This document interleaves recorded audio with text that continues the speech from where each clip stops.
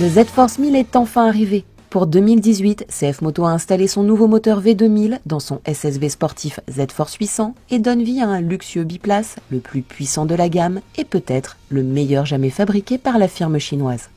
Une première étape de CF Moto car le proto Ultrasport Z10 annonce encore mieux. Un SSV concurrent direct des Polaris RZ1000, Can-Am Maverick X3 et Yamaha YXZ. On se retrouve au guidon, mais non, c'est au volant là, du tout nouveau Z-Force de chez CF Moto, donc leur dernier SSV. On en avait déjà parlé sur les quads, on a une qualité de finition qui est très très bonne, les plastiques sont qualitatifs, il n'y a rien à dire, c'est bien ajusté, c'est pas une chinoiserie, hein, c'est vraiment quelque chose de propre. Ça vaut largement des marques plus réputées, on va dire. Non, on est bien là. CF Moto avait sorti donc un premier 550, après un 800. Et là, sur la base du 800, on a le 1000 avec le moteur le V2 bicylindre de 1000 cm3 qui développe quelque chose comme 80 chevaux. Quelque chose de puissant. On trouvait peut-être que le 800 manquait un peu de puissance avec ses 63 chevaux. Et là on a 80 chevaux, donc ça envoie du gaz.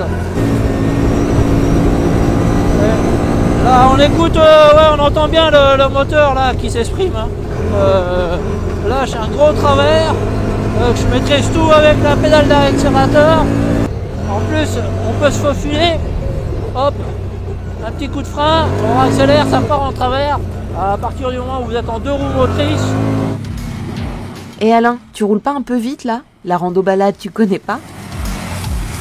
Et là, si je roule un peu plus calmement, là, en mode balade, franchissement, déjà on a 2 roues motrices, 4 roues motrices, le blocage différentiel, un petit coup de frein, hop, là on va passer le sélecteur de vitesse est super facile, il est très précis, il permet de bien passer les vitesses, tout. Non, c'est vraiment agréable. Avec un châssis, on va pas dire étroit, mais un châssis raisonnable, aussi bien en empattement qu'en largeur, ce qui permet vraiment de passer partout et de se faufiler dans tous les petits chemins, comme presque à suivre les quads. Le fait que l'empattement est quand même court, ça permet une bonne maniabilité. Le volant avec la direction assistée est relativement précis. On a un train avant qui se place bien où on veut. On accélère et on peut faire des bonnes glisses. On a de suite un plaisir de conduite qui est formidable.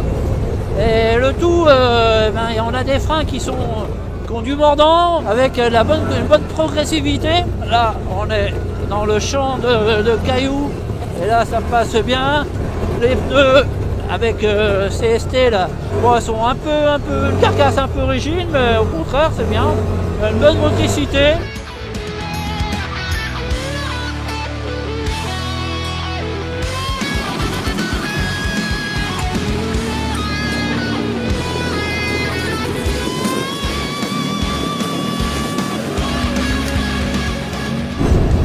On va refaire un petit tour là, on est sur les pistes là où à une certaine époque il y avait des WRC qui venaient s'entraîner pour la terre.